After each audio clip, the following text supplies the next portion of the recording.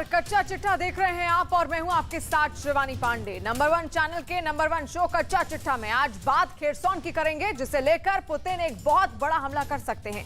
Europe से report मिल रही है कि काला सागर में न्यूक्लियर ब्लास्ट किया जा सकता है और पुतिन ने डोनबास में मार्शल लॉ भी लगा दिया है। लेकिन पहले बात ज़ेलेंस्की के उस जनरेटर की जो इस वक्त यूक्रेन के लिए बहुत बड़ी लाइफलाइन बन चुका है। पुतिन ने ईरान के ड्रोन से इतने ज्यादा हमले किए हैं कि पूरे यूक्रेन में बिजली सप्लाई ठप हो चुकी है और ज़ेलेंस्की के लिए घबराने वाली बात यह है कि अब तो इजराइल ने भी उन्हें एयर डिफेंस सिस्टम देने से साफ मना कर दिया है। कच्चा चिट्ठा में यह रिपोर्ट आप देखेंगे तो आपको पता चलेगा कि ज़ेलेंस्की के सामने जनरेटर ऑन करने की नौबत क्यों आई।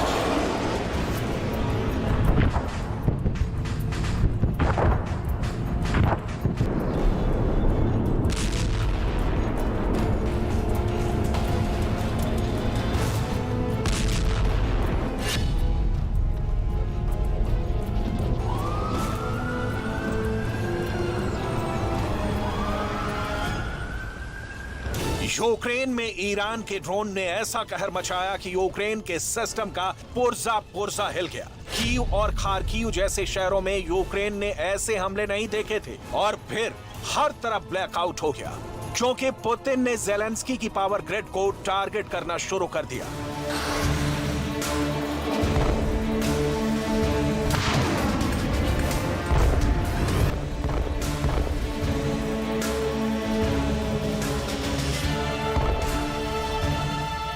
% पावर स्टेशन तबाह। 10 अक्टूबर से कीव पर हमले के बाद ऐसी तबाही हुई है कि यूक्रेन के 30% पावर स्टेशन पूरी तरह खत्म हो चुके हैं। आपको ज़ेलेंस्की का हाल बताते हैं। आपको ले चलते हैं ज़ेलेंस्की के बंकर में, जहां हालात बहुत इमरजेंसी वाले हैं। रिपोर्ट है कि ज़ेलेंस्की का बंकर अब 24 घंटे जनरेटर पर चल रहा है। कह सकते हैं कि पुतिन के हमले से या तो ज़ेलेंस्की के बंकर की बिजली कट चुकी है या फिर किसी भी वक्त पावर सप्लाई टूट सकती है। ज़ेलेंस्की इस वक्त पूरी तरह जनरेटर पावर बैकअप से काम चला रहे हैं। यहीं से ज़ेलेंस्की अपनी फौज को ऑर्डर देते हैं, यहीं से ज़ेलेंस्की दुनिया से बात करते हैं। यूक्रेन की 30% बिजली पावर सप्लाई वाला सिस्टम पूरी तरह तबाह हो चुका है और इसे लेकर ज़ेलेंस्की ने पूरी दुनिया से जो शिकायत की है उसके एक एक शब्द पर गौर करने की जरूरत है। Російський обстріл ракетами і дронами теж призвів до нових перебоїв з електрикою, але це виправляється. Відновлювальні роботи тривають. Така форма терору не дасть Росії нічого навіть зараз, коли ми ще не маємо достатньої кількості систем ППО.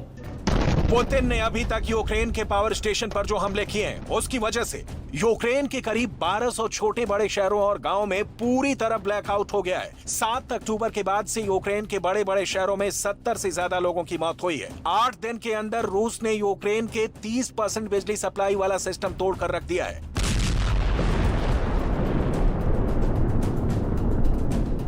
यूक्रेन में युद्ध का यह सबसे खतरनाक दौर है क्योंकि पुतिन का नया जनरल अब बहुत ही जालिम फैसले ले रहा है। जनरल सर्गेई सुरोविकिन का इरादा ज़ेलेंस्की की पूरी बिजली काट देने का है। इसी तरह पुतिन ज़ेलेंस्की को पूरी तरह घुटनों पर लाना चाहते हैं और फिलहाल पुतिन ने ज़ेलेंस्की की राजधानी कीव पर बमबारी करके उनके बंकर को भी गुप्त अंधेरे में रखने का फैसला किया है। यही वजह है कि ज़ेलेंस्की के बंकर को जनरेटर से 24 घंटे पावर बैकअप दिया जा रहा है। ज़ेलेंस्की अब सामान्य बिजली सप्लाई पर निर्भर नहीं रह सकते। ज़ेलेंस्की का जनरेटर इस वक्त यूक्रेन के कमांडर स्ट्रक्चर की लाइफलाइन बन चुका है। ऐसा नहीं कि ईरानी ड्रोन से रूस के हमले और उनकी वजह से ज़ेलेंस्की के इलेक्ट्रिक इमरजेंसी के बारे में बाइडेन नहीं जानते। बाइडेन की सेना की नजर पुतिन के हर ड्रोन पर है और उसके हर हमले पर है। बाइडेन ये भी जानते हैं कि इस वक्त ज़ेलेंस्की का बंकर वाला दफ्तर जनरेटर वाले पावर बैकअप से चल रहा है। Why we think they're targeting those areas, I think obviously trying to inflict pain on the civilian society as well as try to have an impact on Ukrainian forces. But what we've seen so far is Ukraine be very resilient in their ability to get things like their power grids back up online quickly. In the meantime, our focus will continue to be on working with them to identify what their needs are, to include things like air defense, and we'll work to try to get those capabilities to them as quickly as possible, along with our international partners and allies to support them. Zelensky के bunker में अंधेरा करने के लिए Putin ने ऐसा कैसे किया? आपको पुतिन के जनरल की पूरी मोडस ऑपरेंडी समझ में आ जाएगी। 10 अक्टूबर को कीव पर पुतिन का जो गुस्सा फूटा था, उसमें 2 बड़े हथियारों की भूमिका थी। इसलिए पुतिन के 2 सबसे खतरनाक हिटमैन देखिए। पहली है कालिब्र मिसाइल।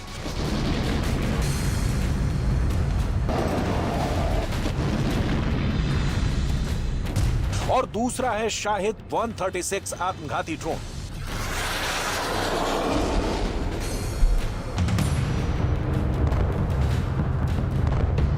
दोनों हथियार 10 अक्टूबर के बाद से लगातार कीव और ज़ेलेंस्की के दूसरे बड़े शहरों को टारगेट कर रहे हैं। इसमें कलिब्र क्रूज मिसाइल के हमले तो बहुत ज्यादा खतरनाक माने गए। इस मिसाइल के अलग अलग वर्जन से पुतिन ने कीव और यूक्रेन के कई शहरों पर कयामत बरसाई। कलिब्र हर तरफ से लॉन्च की गई, समंदर से लॉन्च की गई और लैंड बेस्ड लॉन्चर से दागी गई। काला सागर से उठे इन मिसाइलों के बवंडर ने कीव को पूरी तरह हिलाकर रख दिया। परमाणु हमले जैसे खतरे को देखते हुए लोग अंडरग्राउंड मेट्रो में पनाह लेने लगे। पिछले 24 घंटे में इनके हमले तो और तेज हो चुके हैं।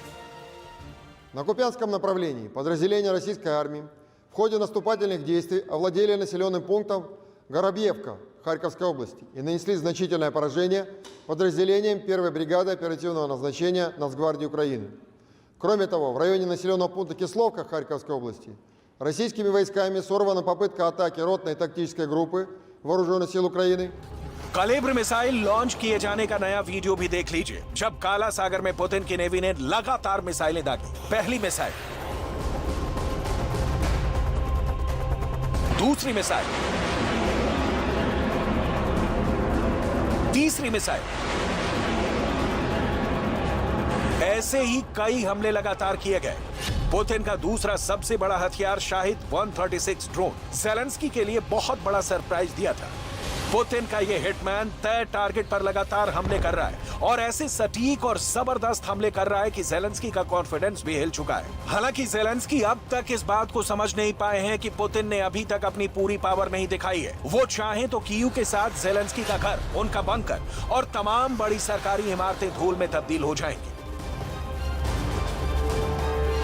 Такий час і такі цілі, щоб завдати якнайбільше шкоди. Але ми, українці, допомагаємо одне одному, віримо в себе, відновлюємо усе зруйновано. Зараз можуть бути тимчасові перебої з електрикою, але ніколи не буде перебоїв з нашою впевненістю.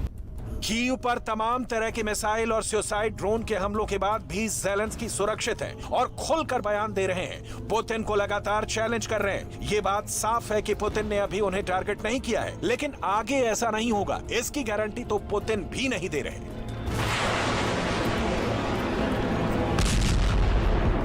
Попыток проведения на нашей территории терактов, ответы со стороны России будут жесткими и по своим масштабам будут соответствовать уровню угроз, создаваемых Российской Федерацией. Ни у кого не должно быть никаких в этом сомнений. यूक्रेन की फौज के सामने रूस की सेना खड़ी है, लगातार हमले हो रहे हैं, तो दूसरी तरफ शहरों और रिहायशी इलाकों में ज़ेलेंस्की के सामने ठप हो चुकी बिजली को ठीक करने का भी चैलेंज है। खतरा इसलिए भी बड़ा है क्योंकि कड़ाके की सर्दी आने से पहले अगर बिजली वाला सिस्टम ठीक नहीं किया गया तो ज़ेलेंस्की का बंकर भी जम जाएगा, क्योंकि उनका जनरेटर भी कब तक चलेगा, इस बात का खतरा खुद ज़ेलेंस्की को भी है। ड्रोन और मिसाइल के हमलों से बिजली ठप होने के बाद यूक्रेन के लोगों को कहा गया है कि वो सुबह 7 से 9 बजे और फिर शाम को 5 से रात 10 बजे तक बिजली उपकरणों का इस्तेमाल ना करें। इस बहुत बड़ी मुसीबत के लिए अब ज़ेलेंस्की सीधा ईरान को कोस रहे हैं, लेकिन उनका दावा है कि यूक्रेन झुकेगा नहीं। Зараз на тактичному рівні за рахунок іранських дронів у терористів ще можуть виникати певні надії, якісь там розрахунки нові ілюзії. Все це розвалиться, як і попередні їхні розрахунки. 237 днів цієї війни доводять, що ми здатні знайти відповідь на будь-які загрози, якщо діємо разом всі українці.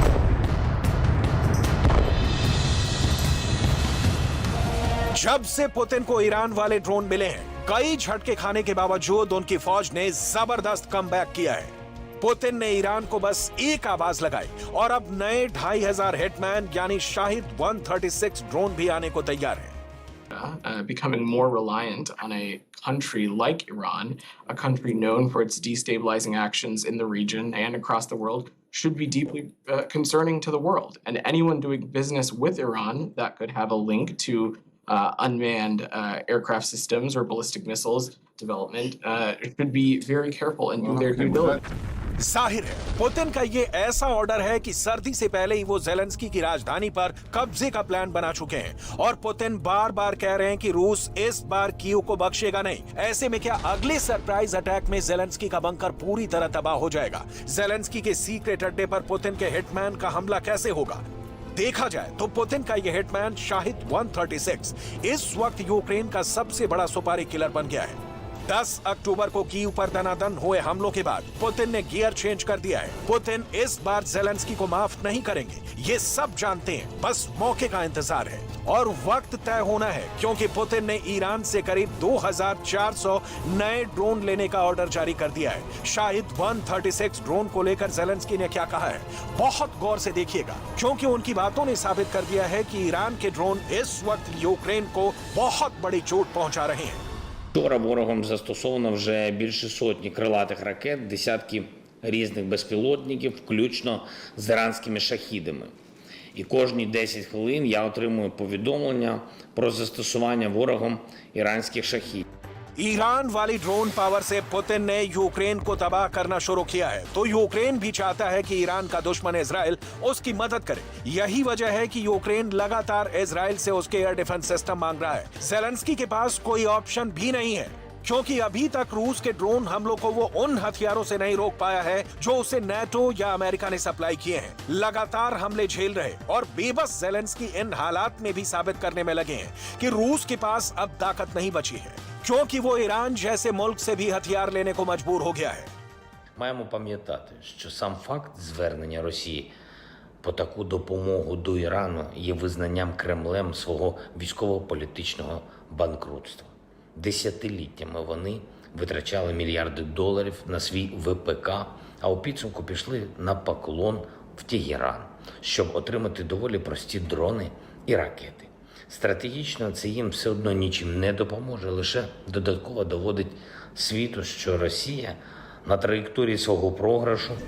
जेलेंस्की को फौरन रूस को रोकना होगा, नहीं तो हालात और खराब होंगे। अभी तो 2500 और ड्रोन का इंतजार किया जा रहा है, इसलिए रूस तो पूरी सर्दी लड़ने को तैयार है। लेकिन अगर जेलेंस्की की बिजली ठप रही तो बंकर में जनरेटर पर निर्भर हो चुके जेलेंस्की के पास कोई रास्ता नहीं बचेगा और वो पूरी सर्दी अपने बंकर में गुजारेंगे, जो अब पूरी तरह जनरेटर वाले पावर बैकअप पर चल रहा है।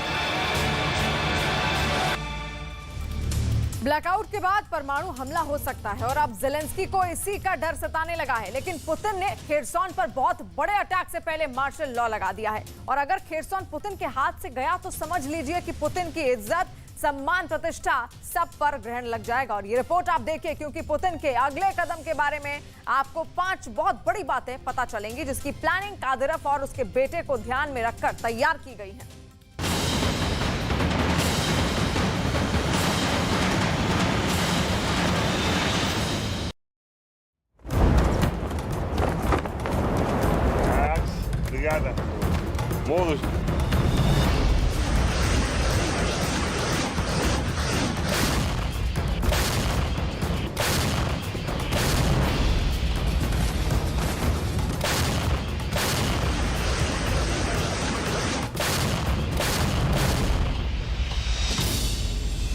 युद्ध प्रिय कादिरोव के लिए पुतिन के आदेश से बढ़कर कुछ भी नहीं है।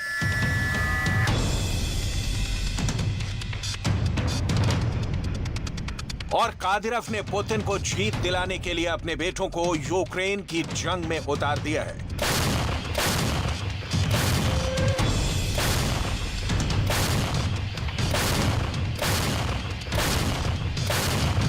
कादिरव के 3 बेटे जंग लड़ने के लिए अब यूक्रेन पहुंच चुके हैं।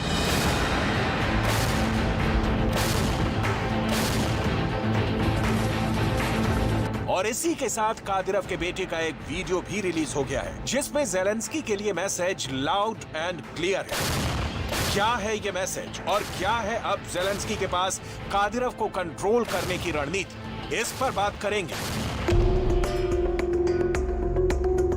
कादिरव की तरह रूस का एक और कमांडर पूरे यूक्रेन में बदनाम हो रहा है। इस कमांडर के लिए $1 लाख की सुपारी यूक्रेन की जनता ने क्राउड फंडिंग करके इकट्ठा की है। आखिर क्या किया है पुतिन के इस सैन्य अधिकारी ने, जिसको वेस्टर्न मीडिया में कहा जा रहा है बुचर ऑफ स्लोवान्स, यानी स्लोवान्स का कसाई।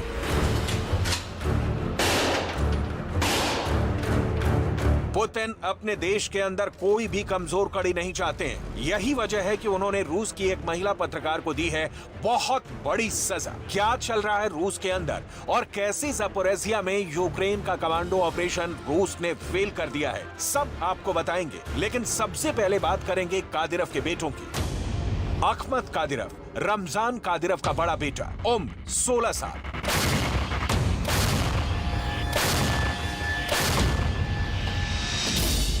एली कादिरव, रमजान कादिरव का दूसरा बेटा, उम्र 15 साल।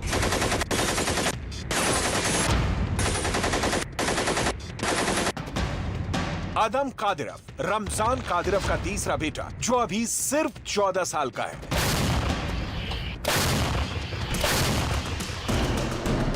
कादिरव के ये 3 बेटे यूक्रेन की सरजमीन पर पहुंच चुके हैं। आखिर कहां हैं कादिरव के तीनों बेटे, यूक्रेन के अंदर उनकी लोकेशन क्या है, इस पर भी चर्चा करेंगे। लेकिन सबसे पहले देखिए ये वीडियो जो कादिरव के बेटे का है। कादिरव के बेटे ने सेना की वर्दी के साथ एक वीडियो शूट करवाया है। इस वीडियो में साफ नजर आ रहा है कि कादिरव के बेटे अत्याधुनिक हथियारों पर अपना हाथ साफ करते हुए नजर आ रहे हैं।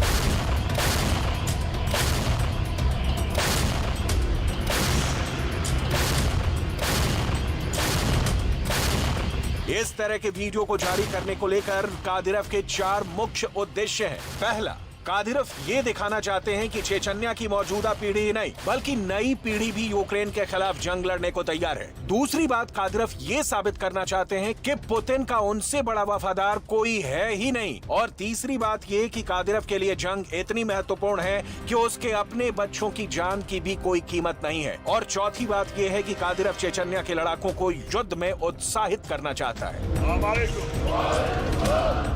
खबर ये आ रही है कि फिलहाल कादिरव ने अपने तीनों बेटों को मारियोपोल में तैनात किया है। मारियोपोल यूक्रेन का बंदरगाह है जहां पर चेचन लड़ाकों की मदद से रूस ने कब्जा कर लिया है। अब मारियोपोल के बाद रूस की आर्मी का अगला निशाना ओडेसा है, क्योंकि ये भी यूक्रेन के बेहद अहम बंदरगाह है। कादिरव पहले ही इस बंदरगाह पर हमले की धमकी दे चुके हैं। कादिरव का नाम सुनकर ही ज़ेलेंस्की की फौज में भगदड़ मच जाती है। जब पुतिन खार्किव और इज़्यूम की हार के बाद गमगीन थे, तब कादिरव ने ही ये ऐलान किया था कि वो ओडेसा बंदरगाह जीतकर पुतिन को गिफ्ट कर देंगे। और इस बात की पूरी संभावना है कि ओडेसा पर कब्जा करने जा रही चेचन्या की फौज में कादिरव के 3 बेटे भी जरूर शामिल होंगे।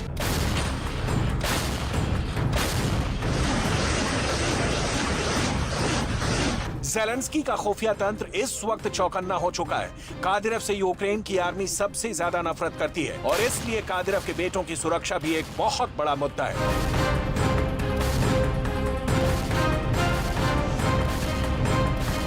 मारियोपोल के अंदर कादिरव के तीनों बेटों ने एक वीडियो रिलीज किया है, लेकिन इन तीनों को घेर कर कादिरव के बॉडीगार्ड्स भी खड़े हैं।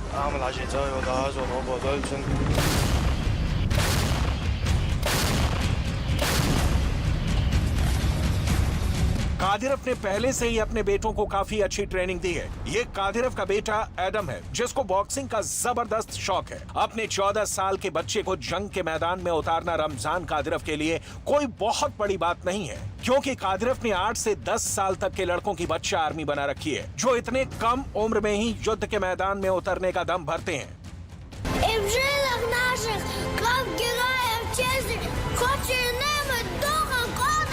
इन सभी बच्चों के हाथों में क्लाशनिकोव जैसे खतरनाक हथियार आप साफ साफ देख सकते हैं।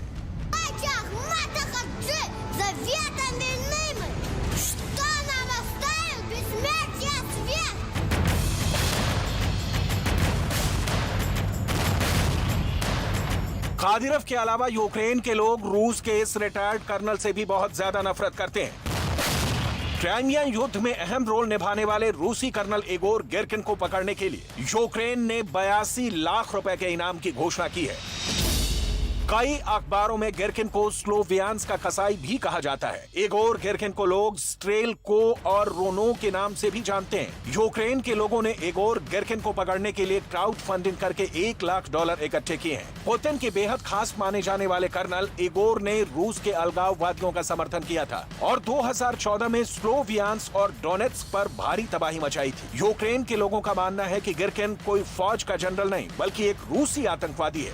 उसने बड़ी संख्या में यूक्रेनी लोगों का कत्लेआम किया था। दरअसल आरोप ये लगता है कि डोनेट्स्क में इस कर्नल ने रूस का समर्थन करने वाले लोगों की मदद करके यूक्रेन का समर्थन करने वाले लोगों का भीषण संहार करवाया था। अब ये कर्नल रूस के अंदर एक बड़ा हीरो है और तमाम न्यूज चैनलों में मेहमान की तरह बुलाया जाता है। लेकिन रूस का कोई भी पत्रकार अगर यूक्रेन युद्ध के खिलाफ बोलता है तो उसकी खैर नहीं है।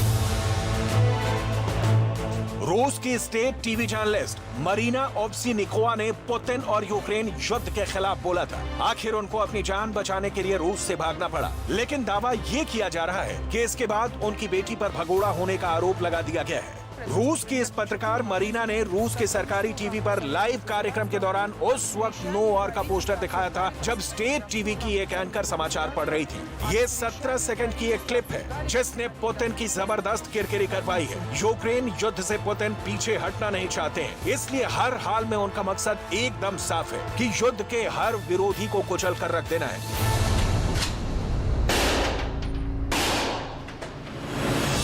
ठीक वैसे ही जैसे ज़पोरिज़िया पर कब्जे के हर इरादे को बार बार पुतिन की सेना कुचल रही है। ज़पोरिज़िया के एक न्यूक्लियर प्लांट पर रूस ने कब्जा जमा रखा है। इस न्यूक्लियर प्लांट से बहुत बड़ी मात्रा में यूक्रेन को ऊर्जा की सप्लाई होती है, लेकिन ऊर्जा के इस बड़े केंद्र पर पुतिन के लड़ाकों ने कब्जा जमा रखा है। ज़ेलेंस्की किसी भी कीमत पर इस न्यूक्लियर प्लांट पर कब्जा जमाने का आदेश अपने स्पेशल कमांडो फोर्स को दे चुके हैं। कई बार ज़ेलेंस्की की स्पेशल कमांडो फोर्स कोशिश करके देख चुकी है, लेकिन उसे सफलता नहीं मिली है। लेकिन इस बार ज़पोरिज़िया के न्यूक्लियर प्लांट के पास मौजूद नदी में 30 नावें लेकर ज़ेलेंस्की की कमांडो फोर्स युद्ध का मोर्चा संभालने आई थी, लेकिन पुतिन की आर्मी के प्रवक्ता ने यह दावा किया है कि इन सभी स्पेशल कमांडोज को पीछे लौटने पर मजबूर कर दिया गया है। И сейчас нам необходимо оформить этот режим уже в рамках российского законодательства. Поэтому мною подписан указ о введении военного положения в этих 4 субъектах Российской Федерации. Он незамедлительно будет направлен на утверждение в Совет Федерации.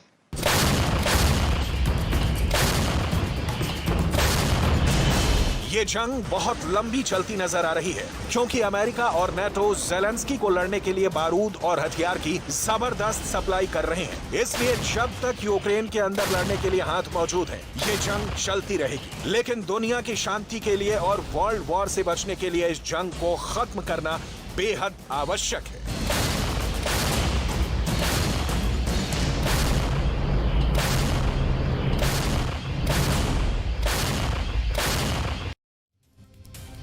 खेरसोन को लेकर पुतिन के नए जनरल एक बहुत ही खतरनाक फैसले ले सकते हैं। ऐसी रिपोर्ट मिल रही है कि रूस ने खेरसोन के आसपास से 60,000 लोगों को निकालना शुरू कर दिया है और अब रूस काला सागर में परमाणु विस्फोट की तैयारी भी कर रहा है। ये रिपोर्ट आप देखेंगे तो आपको पता चलेगा कि न्यूक्लियर अटैक का नया कोड क्यों डराने वाला सिग्नल दे रहा है।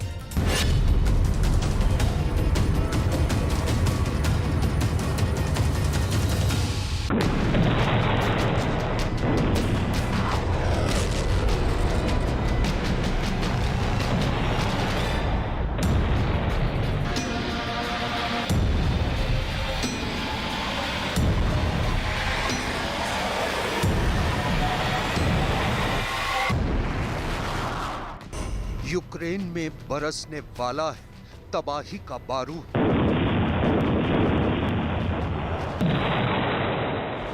शुरू हुआ परमाणु जंग का काउंटडाउन।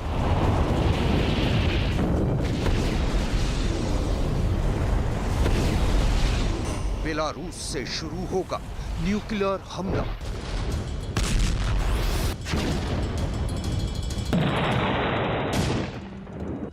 एटमी अटैक का अलार्म, यूरोप में बर्बादी का संग्राम।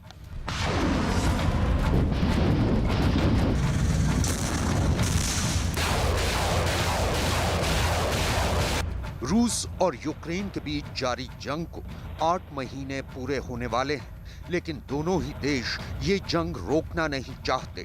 यूक्रेन जंग अब धीरे धीरे जिस मुकाम पर पहुंच रही है, उसके अंजाम से पूरी दुनिया डरी हुई है।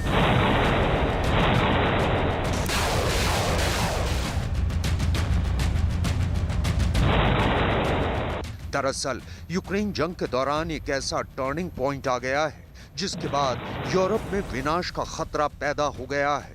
ऐसा लग रहा है कि इस जंग में अब रूस के राष्ट्रपति व्लादिमीर पुतिन यूक्रेन पर न्यूक्लियर अटैक का इरादा पक्का कर चुके हैं। सिर्फ इरादा ही नहीं, बल्कि यूक्रेन जंग के दौरान हालात जिस तरफ इशारा कर रहे हैं, उन्हें देखकर तो यही लगता है कि जैसे ही राष्ट्रपति पुतिन की परमाणु हमले की तैयारी पूरी हो जाएगी, वैसे ही वो होगा जिसके अंजाम से पूरी दुनिया दहशत में है। Именно украинскими спецслужбами был организован взрыв на Крымском мосту. Нами пресечены теракты и в других регионах России, в том числе в местах массового пребывания людей, в отношении объектов транспорта, энергетики. Хочу подчеркнуть, в том числе и объектов ядерной энергетики. ब्रिटिश अखबार डेली मेल में छपी एक रिपोर्ट के मुताबिक यूक्रेन में युद्ध के बीच रूस ने बेलारूस के सुखोई Su-25 लड़ाकू विमानों को परमाणु मिसाइलों से लैस करने की धमकी दी है। रूस की इस धमकी से यूरोपीय देशों में डर और भी गहरा गया है। बेलारूस एक गैर परमाणु देश है। ऐसे में उसके पास परमाणु हथियार आने से यूरोप का शक्ति संतुलन बिगड़ सकता है। रूस के राष्ट्रपति व्लादिमीर पुतिन ने जून 2022 में ही इस बात का इशारा कर दिया था कि वो बेलारूस को परमाणु हथियार देंगे। इतना ही नहीं, पुतिन ने यह भी ऐलान किया था कि रूस बेलारूस के सुखोई 25 लड़ाकू विमानों का आधुनिकीकरण करेगा ताकि उनके जरिए न्यूक्लियर मिसाइलें दागी जा सकें।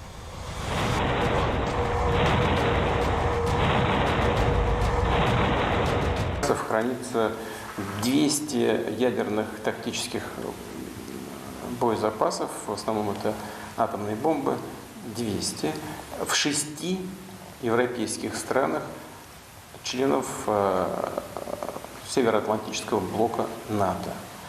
И для их возможного применения подготовлено 257 самолетов, и не только. फिलहाल दुनिया की टेंशन को रूस और पुतिन के करीबी और दोस्त बेलारूस के राष्ट्रपति अलेक्जेंडर लुकाशेंको ने और भी बढ़ा दिया है। राष्ट्रपति लुकाशेंको का आरोप है कि नेटो और यूक्रेन मिलकर बेलारूस पर हमले के प्लान बना रहे हैं। इतना ही नहीं, उनका तो ये भी आरोप है कि यूक्रेन और नेटो बेलारूस पर परमाणु हमला भी कर सकते हैं। राष्ट्रपति लुकाशेंको के इस बयान से लगता है कि वो राष्ट्रपति पुतिन के खतरनाक प्लान यानी यूक्रेन पर टैक्टिकल न्यूक्लियर अटैक की जमीन तैयार कर रहे हैं। दुनिया भर के रक्षा विशेषज्ञों का यह भी मानना है कि रूस यूक्रेन पर सीधा परमाणु हमला नहीं करेगा, बल्कि अपने इस प्लान को अमल में लाने के लिए बेलारूस की जमीन का इस्तेमाल करेगा। इतना ही नहीं, बेलारूस में फिलहाल रूस के 9000 सैनिक भी पहुंच चुके हैं। राष्ट्रपति पुतिन भी ये कह चुके हैं कि अगर नेटो ने रूस के खिलाफ आक्रामक रुख रखा या उससे सीधी जंग की शुरुआत की तो ये दुनिया के लिए महाविनाश की जंग साबित होगी। यानी खतरा बड़ा है। नेटो और रूस के बीच बढ़ते तनाव के दौरान दुनिया तेजी से परमाणु युद्ध की तरफ बढ़ती जा रही है। इसके अलावा बेलारूस अपने सहयोगी देश रूस को अपने देश में उसका सैन्य बेस बनाने के लिए जमीन भी देने वाला है। दरअसल बेलारूस और यूक्रेन के बीच 1000 किलोमीटर से ज्यादा लंबी सरहद है और बेलारूस में रूसी सैन्य ठिकानों का एक बहुत बड़ा मतलब निकलता है। रूस ने युद्ध की शुरुआत सबसे पहले यूक्रेन के पूर्वी इलाके पर हमला कर की थी, लेकिन रक्षा विशेषज्ञों का मानना है कि अब रूस यूक्रेन को घेरने के इरादे से पश्चिमी यूक्रेन पर हमले की प्लानिंग कर रहा है। दरअसल बेलारूस की राजधानी मिन्स्क से यूक्रेन की राजधानी कीव की दूरी 528 किलोमीटर है, जबकि बेलारूस बॉर्डर से कीव की दूरी महज 150 किलोमीटर के आसपास है। मतलब ये कि रूस के लिए पश्चिमी यूक्रेन पर हमला करना बेहद आसान हो जाएगा। इस प्लान की वजह से यूक्रेन के लुतस्क, रिवने, ज़तोमर, कीव, चर्निहाइव जैसे 5 अहम इलाके पुतिन की वॉर मशीनरी की जद में आ जाएंगे और इसी रास्ते के जरिए रूसी सेना कीव तक भी पहुंच सकती है। नेटो की सबसे बड़ी चिंता यह है कि अगर बेलारूस इस युद्ध में शामिल हुआ तो संगठन के सदस्य देशों पर इसकी आंच आएगी। ऐसे में नेटो शांत नहीं बैठ सकता और उसे भी इस जंग में शामिल होना पड़ेगा। अमेरिकी राष्ट्रपति जो बाइडेन भी साफ कर चुके हैं कि अगर रूस ने यूक्रेन पर परमाणु हमला किया तो रूस को इसका अंजाम भुगतना होगा और ऐसे सूरत हाल में ये तय है कि यूरोप में महाविनाश का महासंग्राम शुरू हो जाएगा।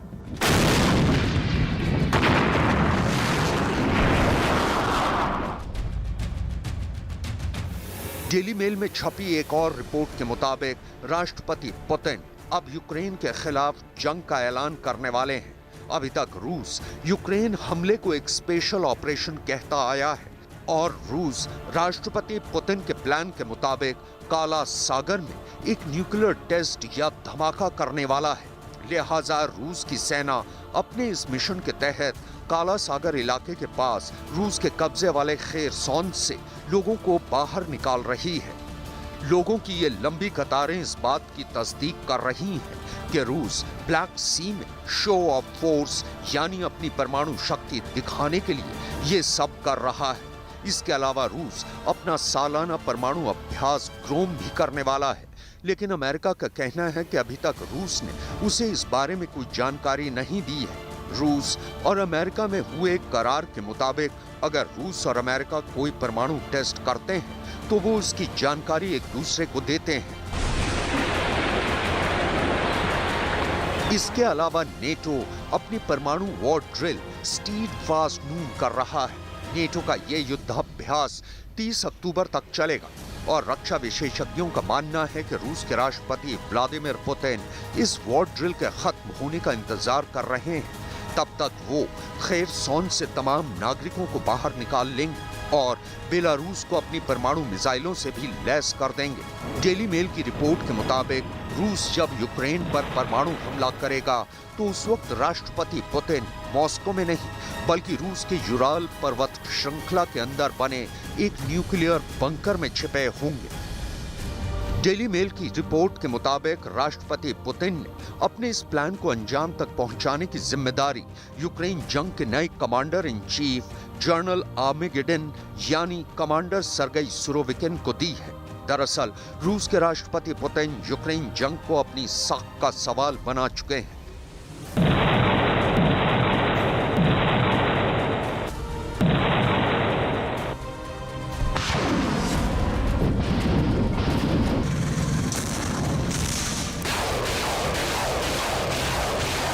लिहाजा वो इस जंग को रोकना नहीं चाहते और उन्होंने यूक्रेन जंग के दौरान कमांडर सर्गेई सुरोविकिन एक खास मकसद के तहत यूक्रेन जंग में भेजा है। दुनिया कमांडर सर्गेई सुरोविकिन को एक बेरहम शख्स के तौर पर जानती है